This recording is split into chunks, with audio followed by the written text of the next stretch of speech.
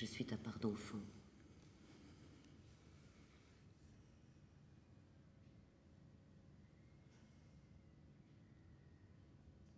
Parle.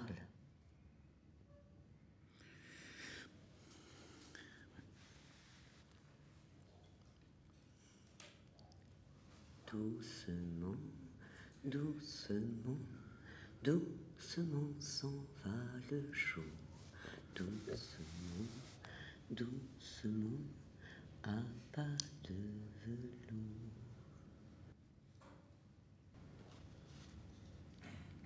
Quel âge as-tu maintenant?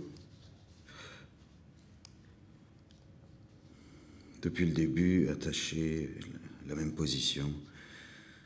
Un homme derrière une vitre, il regarde dehors, n'a pas forcément le son. Il voit derrière le pare-brise un camion qui se gare. Il entend des gens qui parlent et puis le camion repart. Il n'y a plus personne. Qui sont ces gens?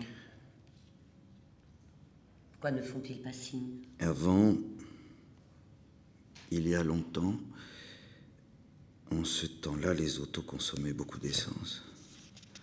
15 ans. 17 litres au 100. Un rêve? Un souvenir inouï, un pressentiment.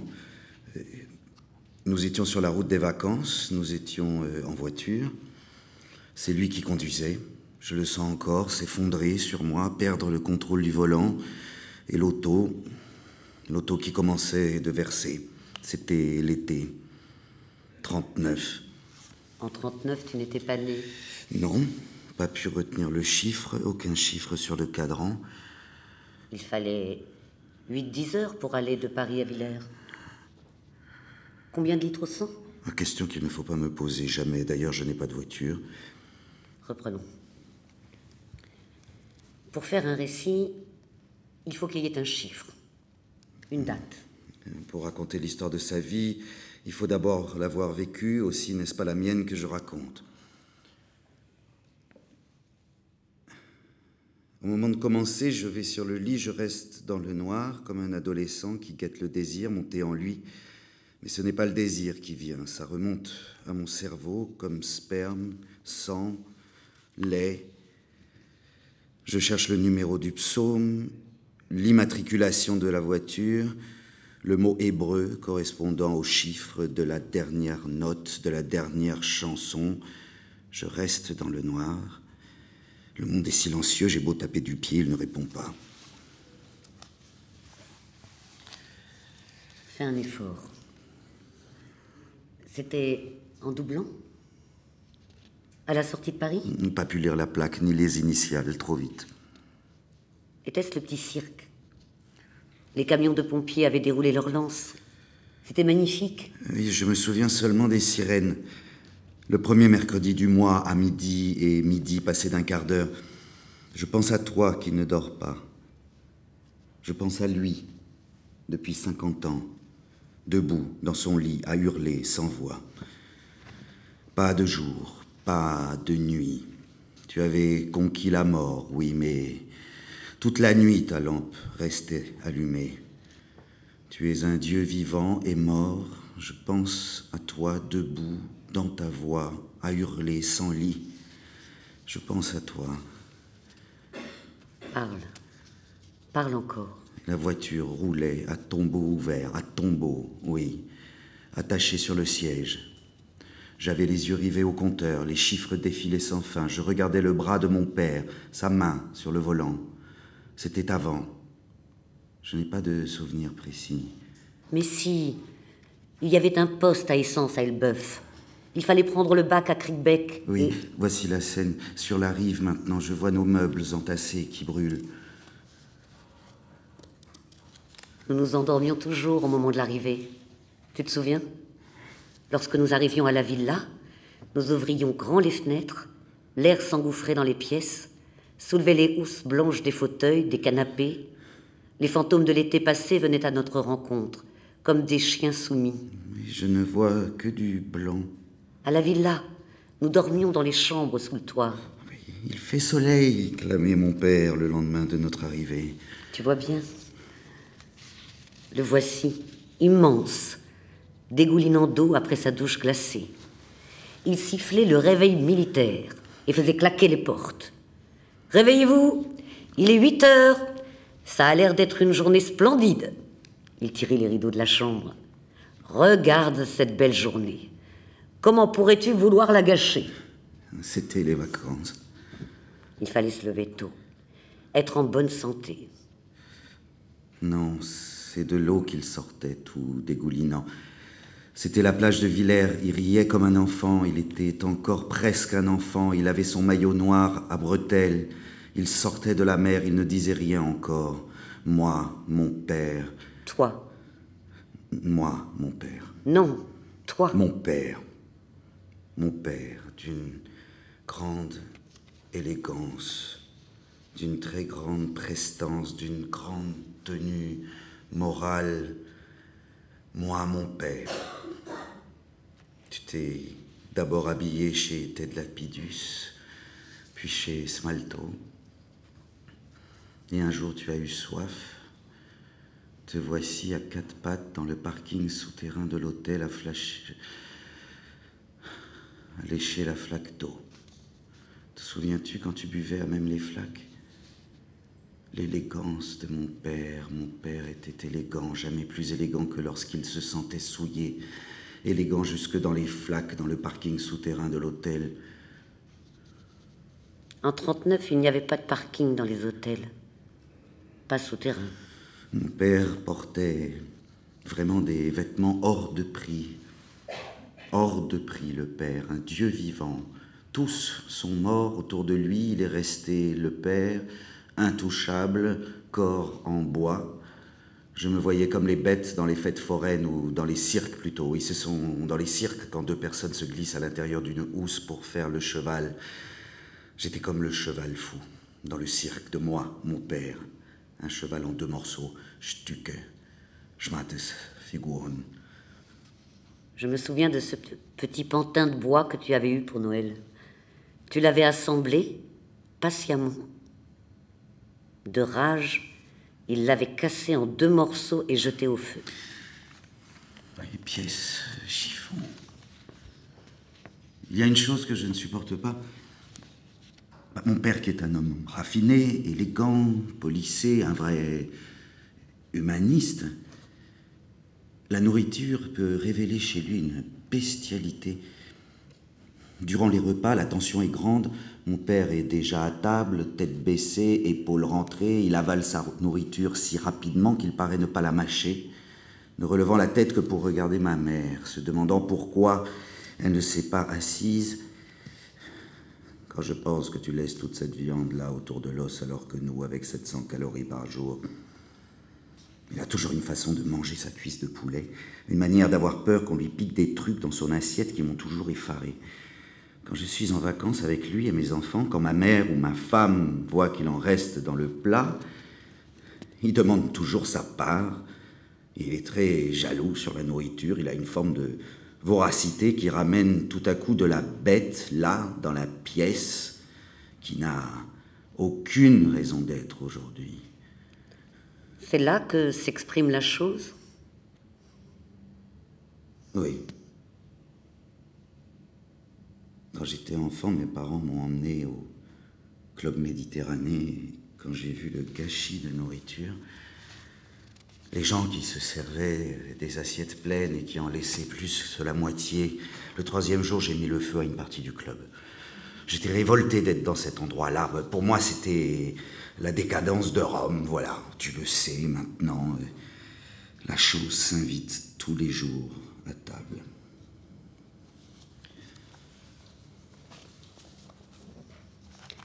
Et la mer? La mer n'apparaît pas? Où, la mer? Adoration, amour. Pas de place pour cet amour-là. Je me souviens des scènes où j'envoyais mes petites voitures sur la tête de mon père pour l'écarter de ma mère. Mon père, comme un chat dont on aurait retourné la peau, un écorché, quelqu'un qu'il fallait protéger. Dans moi, mon père, je suis celui qui n'a pas souffert. C'était lui, le grand souffrant. Des petites voitures? Oui, des Dinky Toys. Bon, c'était bien sûr des jeux entre nous. Je retrouvais très vite le cercle de ses bras, le cercle de ma mère. Tu dis que tu n'as pas de famille. Oui, quand je dis pas de famille, c'est plutôt pas de grands-parents. C'est-à-dire nos parents sans parents.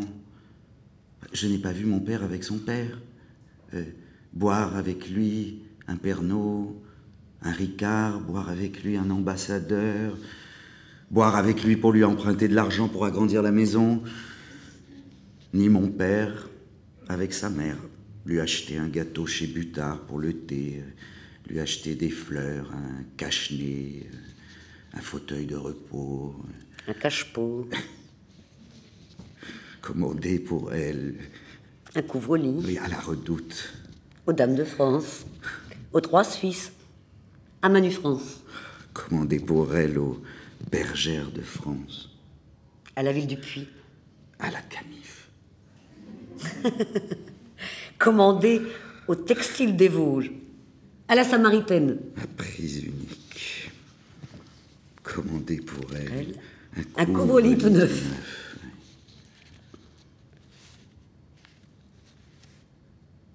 Ensuite, seulement on retirait les housses, et le père partait amorcer la pompe dans le jardin.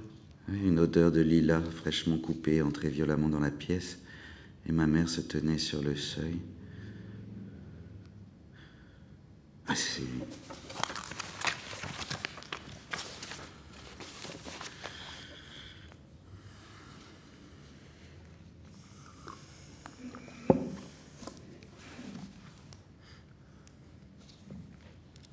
Où encore la chose?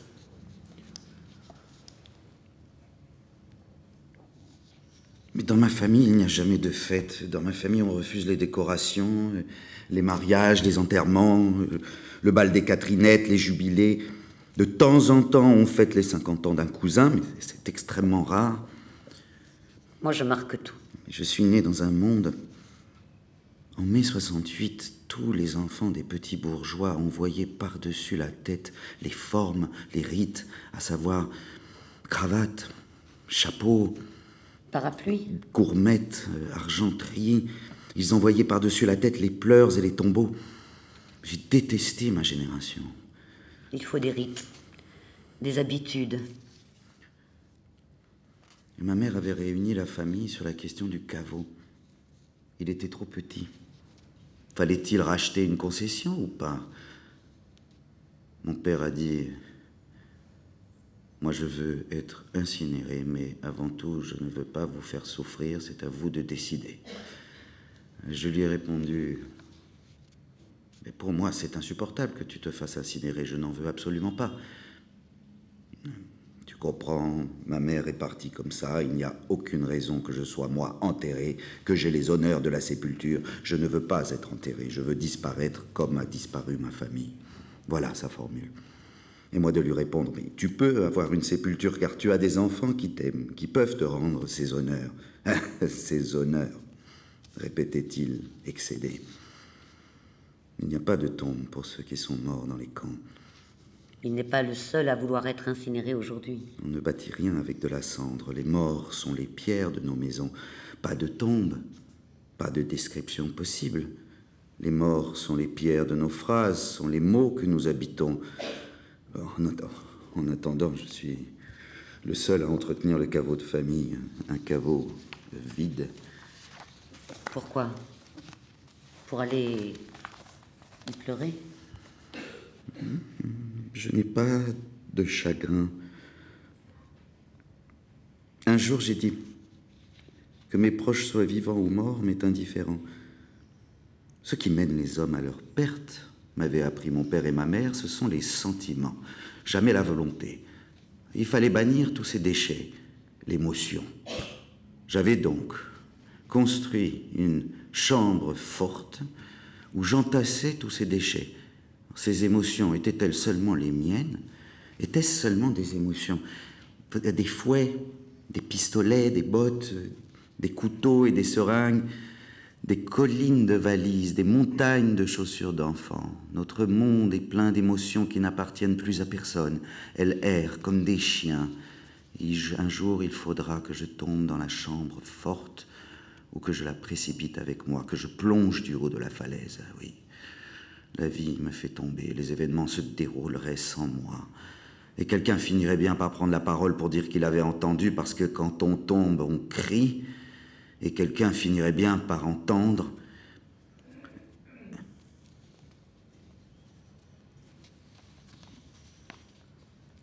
Te souviens-tu du garçon nu qui se jetait des toits, des ponts, des falaises?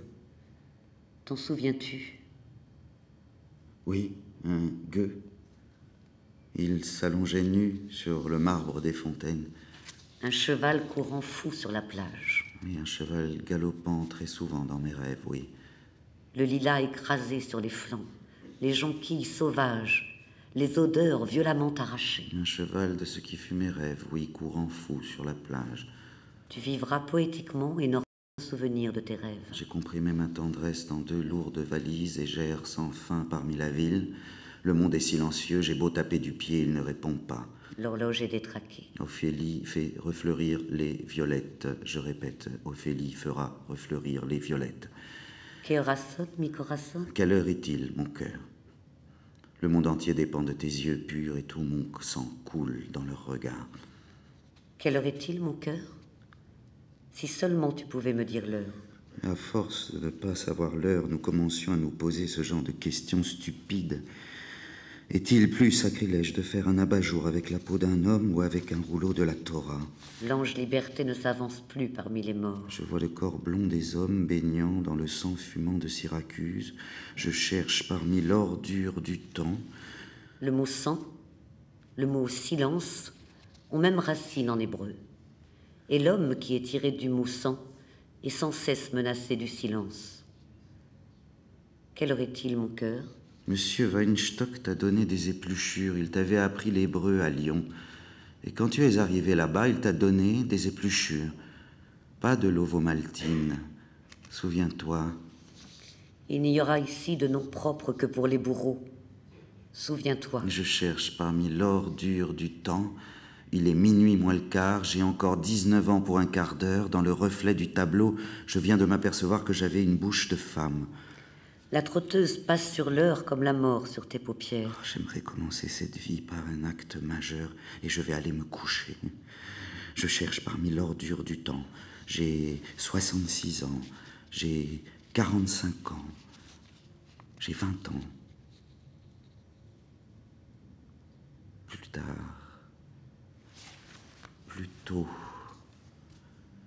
Ma première érection consciente, à 10 ans, c'était devant la mort. Comme un héros sur le champ de bataille, le ciel tournoyant, je la ressentais, oui, comme un ciel sur moi. La mort ne m'a jamais effrayé, les fantômes étaient effrayants, la torture, la souffrance, oui, mais pas la mort. Tu le sais bien, la mort est au fond du jardin. Elle était là avant toute chose. La mort était douce comme une couverture, comme un couvre-lit tout neuf, comme être tenu au creux des bras de quelqu'un, comme un ciel, un ventre, au creux de quoi, de qui s'endormir. Tout le monde s'y trouvait dans la mort. C'était le seul endroit où nous tous pouvions nous retrouver. Être tous ensemble. Mon père, lui, est allé vers le communisme, là où il n'y a pas de Dieu qui fait mourir. Ce serait la solution? La religion est l'esprit d'un monde sans esprit. Le cœur d'un monde sans cœur. Le cœur du monde serait sans Dieu? Avant la chose, durant les vacances, celles de l'été 39, la question ne se posait pas. En 39, les femmes mettaient la table. Tous les hommes faisaient Shabbat, parce que les femmes, c'était elles qui préparaient la table. C'était elles qui mettaient le Shabbat sur la table, mais au fond, eux, ils préféraient leur pernod, leur lilet, leur vermouth cassis. Le judaïsme n'était qu'un meuble de famille, traîné d'héritage en héritage, dans lequel étaient rangés breloques et décorations, les téphilines et la médaille militaire. Dieu était comme un roi en France. Et les Juifs étaient en vacances à Villers-sur-Mer, tous.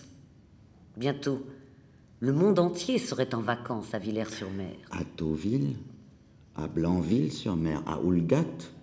Les Juifs étaient chez eux à Cabourg. Chez eux, au Aume-Varaville, à Merville-Franceville. Les Juifs étaient chez eux à Ouistreham-Rivabella, à Colville-Montgomery, à Hermanville-sur-Mer, à Lyon-sur-Mer, à Langrune-sur-Mer, à Saint-Aubin-sur-Mer, à Bernières-sur-Mer. Les Juifs étaient chez eux à Courseulles-sur-Mer, à Vers-sur-Mer, à Romanche, à Longues-sur-Mer. Les Juifs étaient chez eux à Port-en-Bessin, à Colville-sur-Mer, à Saint-Laurent-sur-Mer, à la Pointe-du-Hoc. Les Juifs étaient chez eux à Utah Beach. Bientôt, le monde ne sera plus qu'un rêve d'île solaire. Et un rêve de corps, de bunker, étendu sur la table et sur le sable.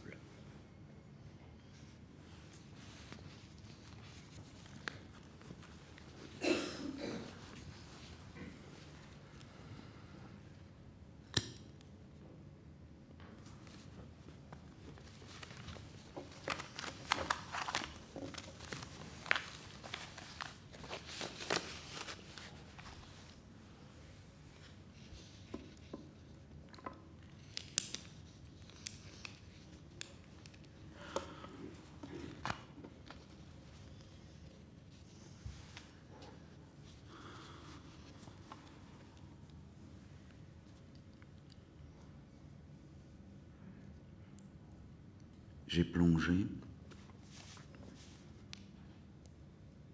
Je me souviens avoir fouillé dans tes affaires vers l'âge de 16 ou 17 ans, dans tes dossiers de déportation, dans tes dossiers de retour, dans tes dossiers de pension. Toutes les maladies, tu les avais eues à la sortie. Il n'y avait rien sur le départ, tout sur le retour. Ainsi, tu vois le père comme quelqu'un qui est revenu. Oui, un revenant. J'ai lu les mots, les noms de ma grand-mère, des autres membres de ma famille dont il parlait très peu, parfois de sa mère et des fêtes juives célébrées ensemble, mais c'était très rare.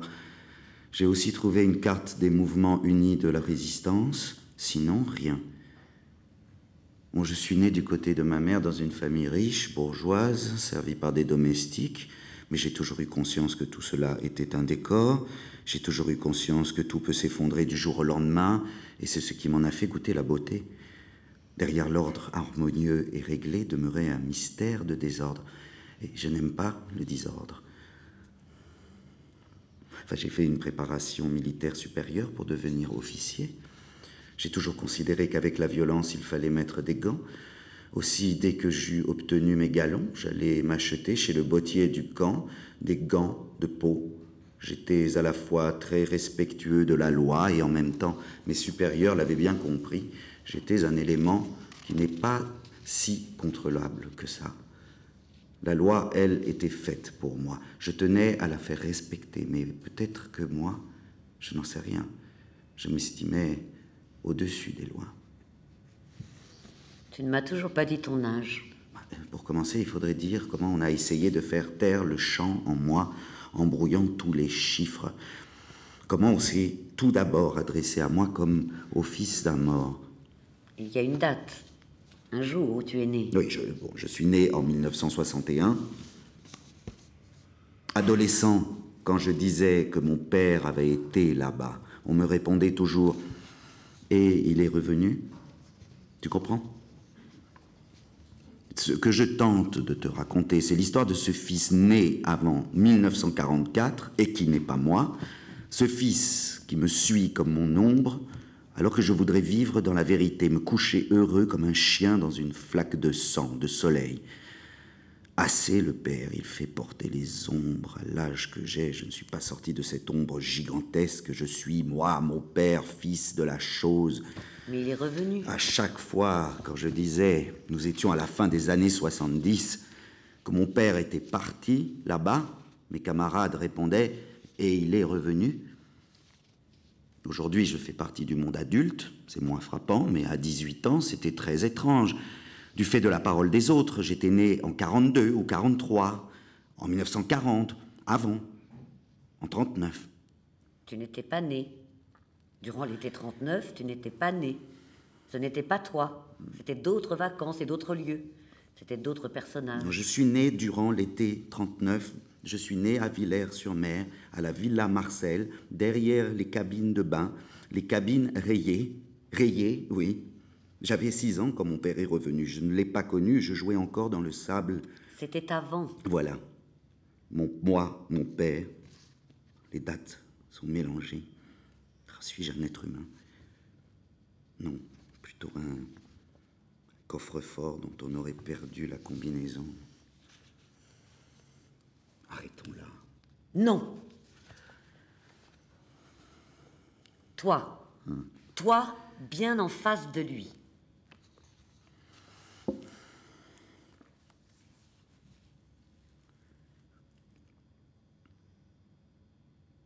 Bon, je ne peux me rattacher, pour commencer à raconter, qu'à un souvenir précis, mais qui s'est effacé avec la force de l'habitude.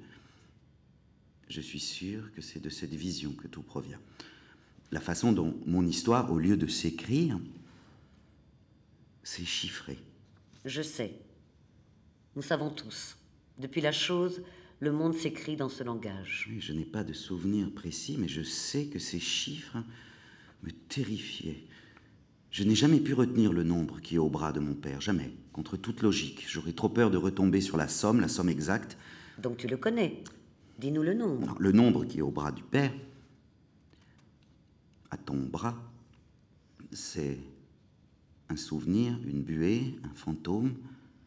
Je pourrais le dire, mais j'aurais peur de livrer son secret, un secret tel qu'il mourrait sur le champ, si un autre que moi...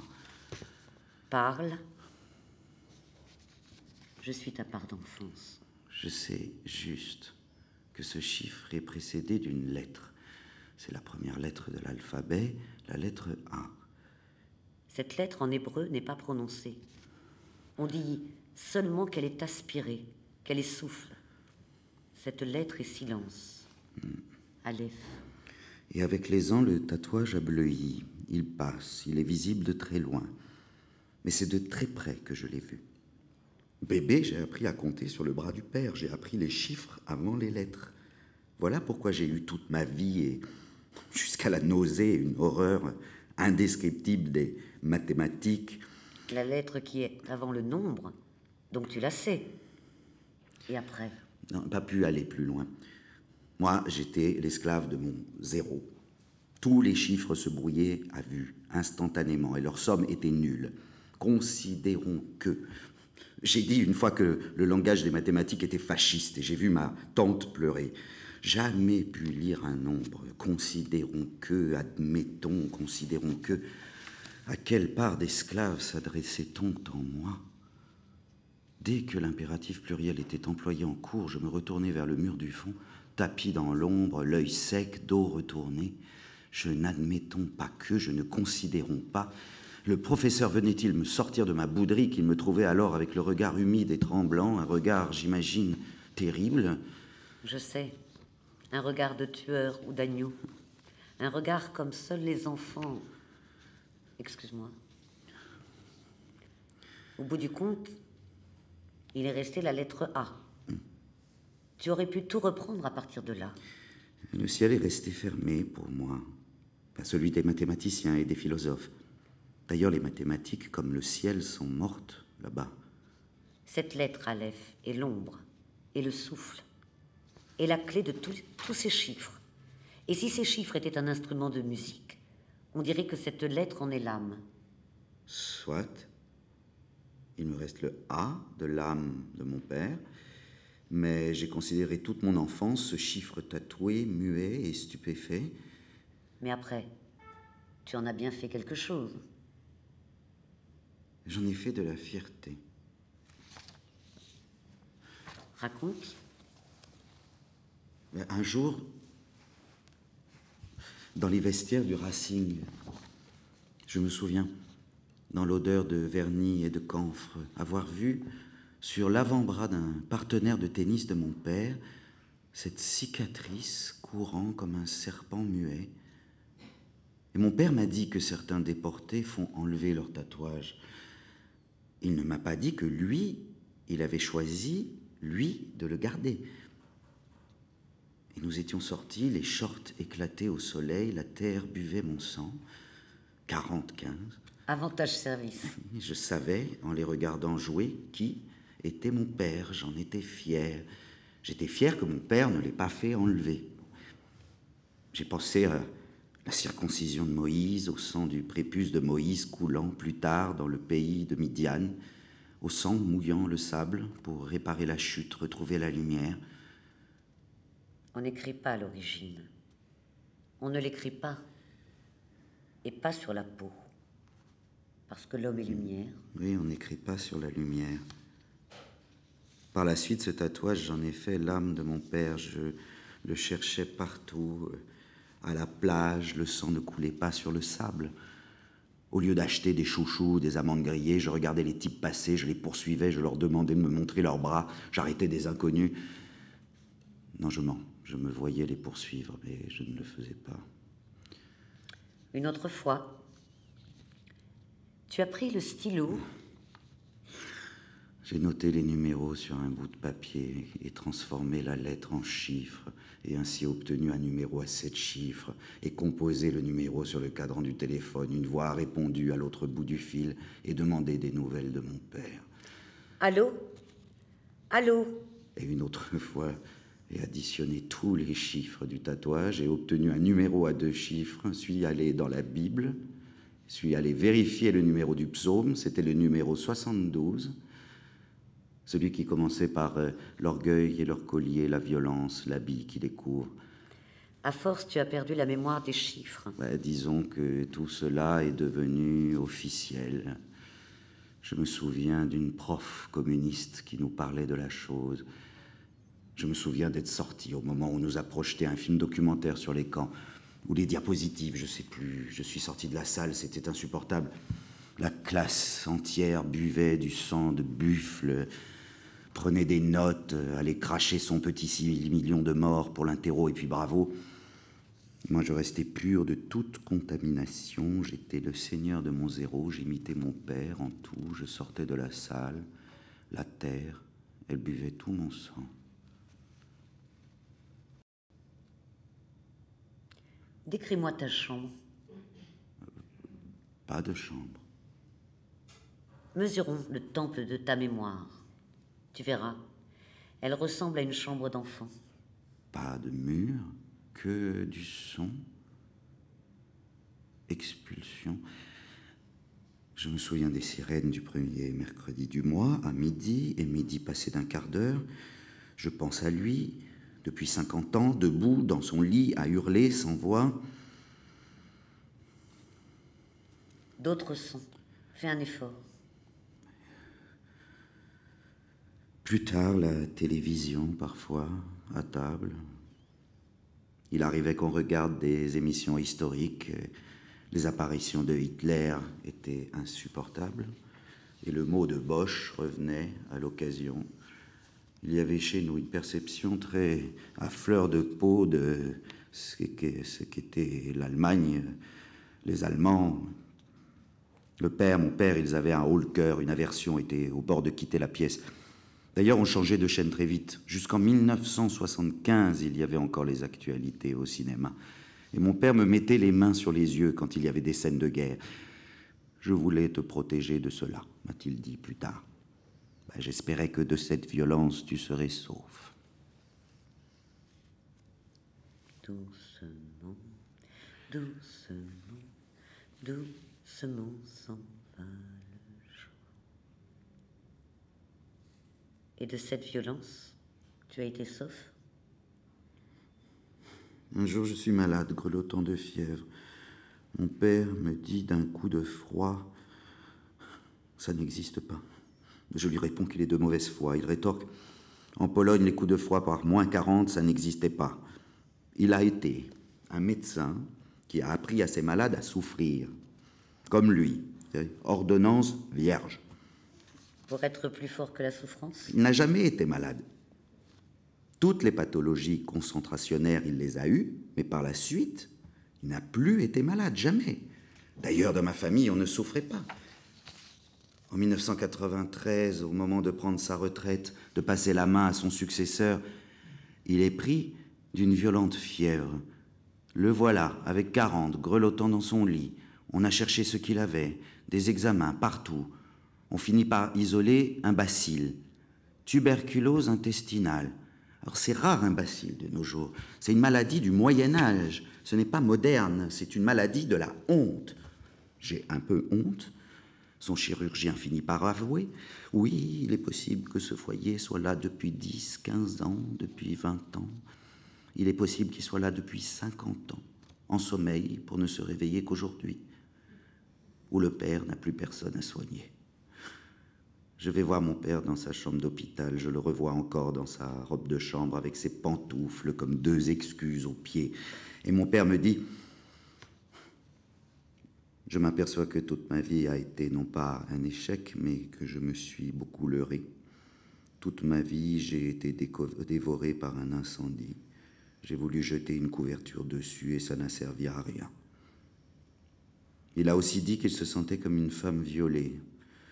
Moi, en sortant de l'hôpital, je me suis assis sur le trottoir et j'ai vu cette phrase qui sortait de ma bouche. Je voudrais poser mon cerveau sur le côté, redevenir un animal, une bête, un chien. Mais les animaux ne parlent pas. Je me souviens de tes cris sur la plage, à la balle aux prisonniers, à saute-mouton, aux anneaux, aux agrès, à la passe à 4. Non, je mange. Je ne me souviens pas de tes cris d'enfant. Enfant, tu n'as jamais été. Enfant de la chose, on ne peut pas être. La chose est ce par quoi l'enfant n'est pas. Alors pourquoi continuer? Tu vois bien que ça ne mène à rien. Je suis enfant d'un qui revient, je n'ai pas de date de naissance, c'était avant et après, je n'ai pas vieilli. Je suis nu comme les voleurs, les nourrissons, je n'ai pas d'âge. Fœtus adulte, pas fils de, tombé de la chose. Je suis né où la chose me veut. Dis-toi bien cela. Mais tu as appris un jour que tu étais juif. J'ai été traité de sale juif dans la cour de récréation comme tous les enfants. Comme tous les enfants. Comme tous les enfants, enfin c'est du moins ce que je croyais. J'avais un nom juif, mais je n'étais pas circoncis. Les autres me renvoyaient une identité juive que je n'éprouvais pas, dans laquelle je ne me reconnaissais pas, qui n'était que le poids de l'histoire et de la souffrance de mon père. Et qu'as-tu fait ce jour-là? Alors il était face à moi. Qui ça? Là, l'autre. Celui qui m'a traité. Alors j'étais scindé en 2. Je l'ai avisé, je l'ai rossé, à mort. Et ma part, qui ne voulait pas mourir, a été la plus forte. Je l'ai scindé en 2, pour qu'il vive et moi aussi. Il faut rosser les bourreaux pour qu'ils vivent et nous aussi, à visage découvert, pour qu'ils vivent et se souviennent. Après, je suis allé dans le cabinet de mon père, j'ai retiré la boîte à chaussures qui était cachée sous le radiateur, et j'ai pu, pour la première fois, regarder les photographies de sa famille. Je les mise, là, devant moi, posées l'une à côté de l'autre sur la moquette, comme je le faisais avec mes peluches. Tes peluches? Mishka, ébène, pantalon, Jean-Luc, trompette, lapin de Pâques. Enfin, j'étais face à elle. Et j'eus soudain le sentiment d'être une exception, un être supérieur, sacré, divin, le Dieu des peluches.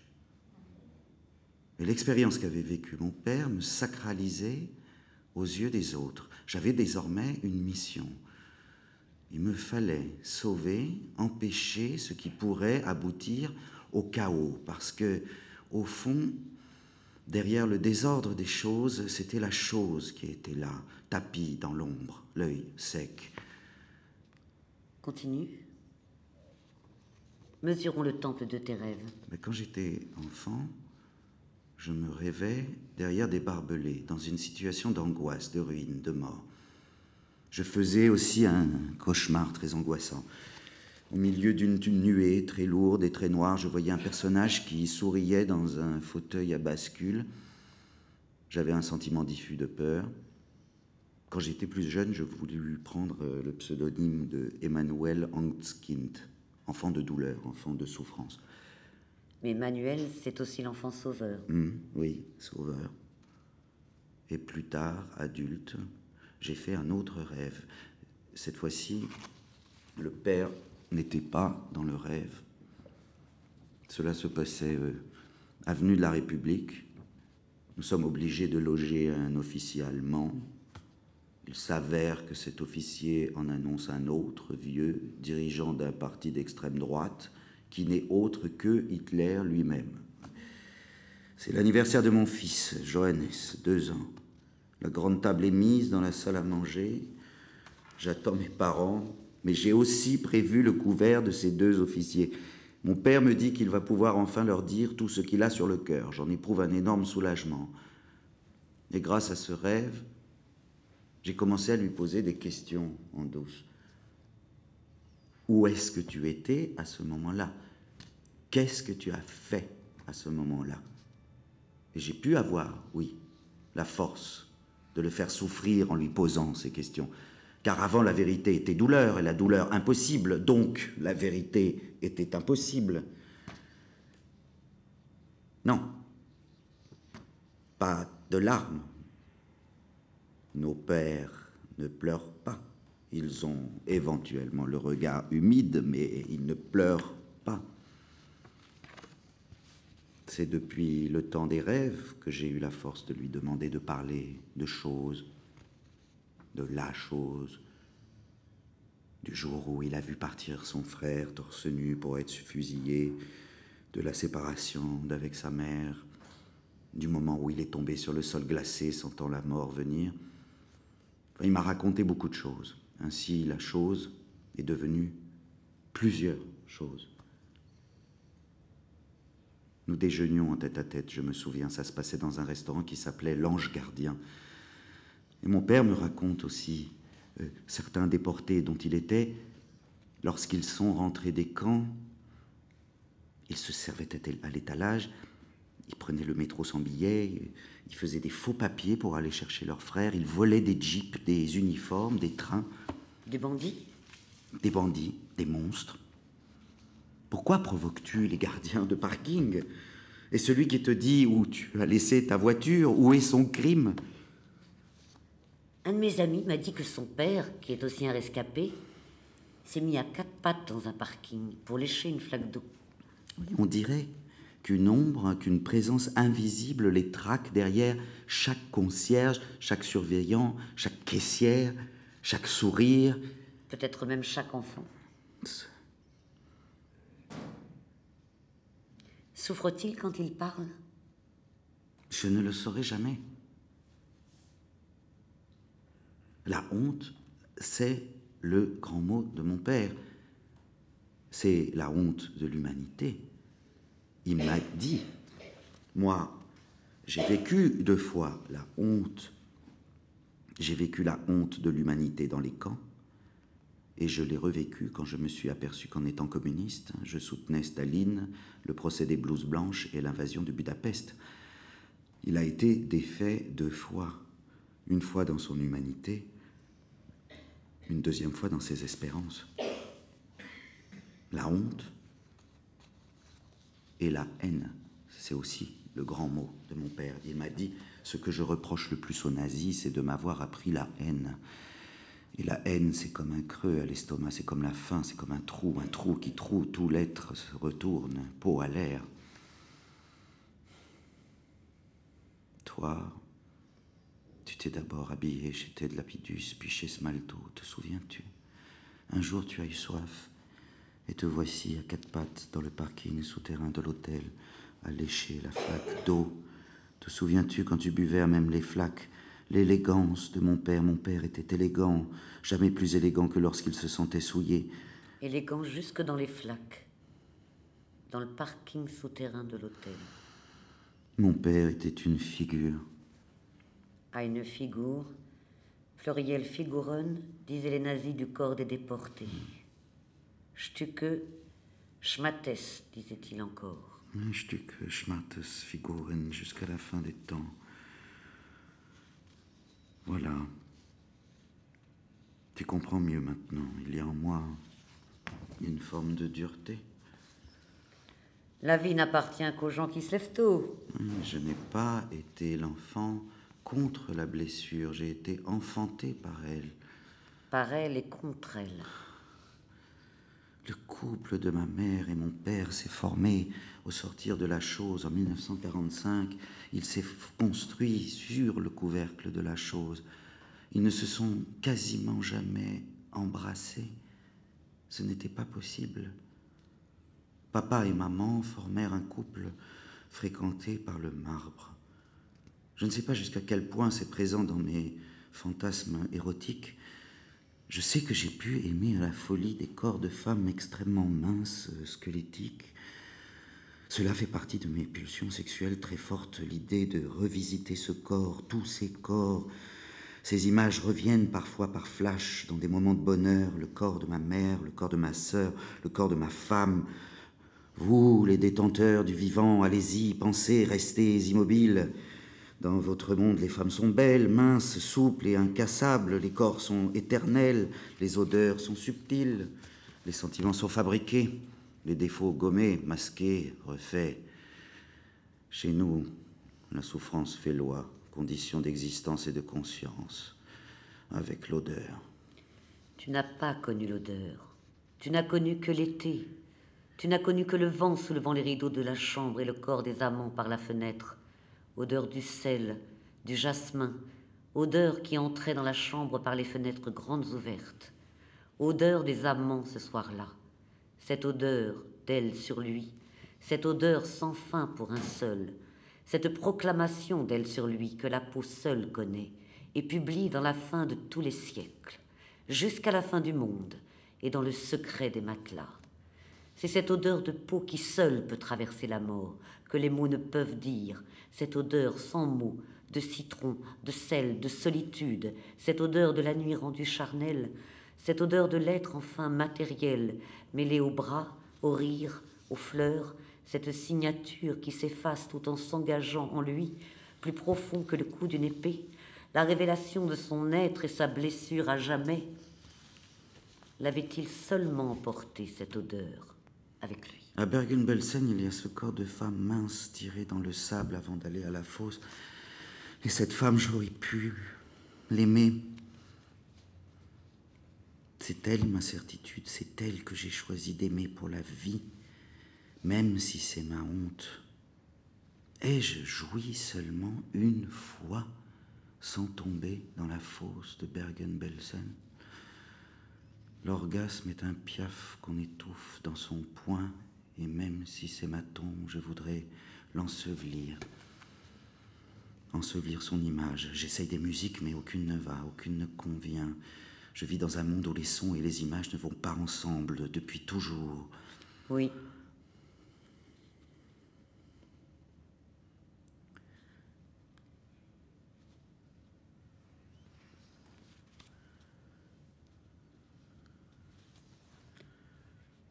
Tu te dis, finalement, je n'arrive pas à vivre une vie quotidienne.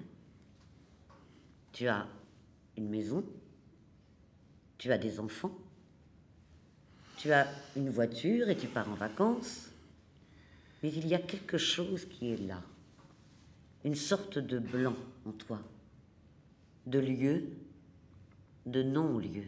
C'est une maison avec une pièce vide. On attend quelqu'un qui ne revient pas. Les bougies sont restées allumées. Un enfant chante dans la cour. Le soir tombe. Le soir n'en finit pas de tomber. Qui a parlé des non-lieux de la mémoire à propos de la chose? C'est une part qui nous échappe.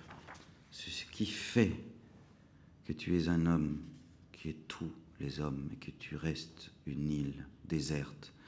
Et que tous les hommes autour de toi sont des îles, eux aussi, sont des îles distantes. Il y a quelque chose qui est là, qui fait que tu es différent des autres. On ne prend pas la parole contre l'extermination. On la dissout dans le temps et dans l'espace. Dans le temps qui change. Dans l'épanouissement des fleurs. Dans la chute des feuilles. Dans le fil de l'eau. Je milite pour rien. Juste sentir.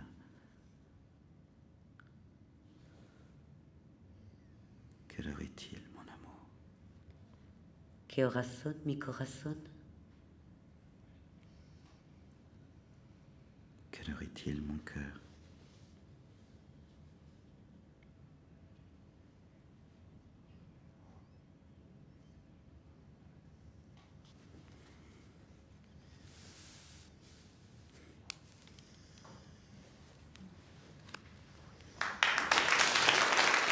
Là. C'est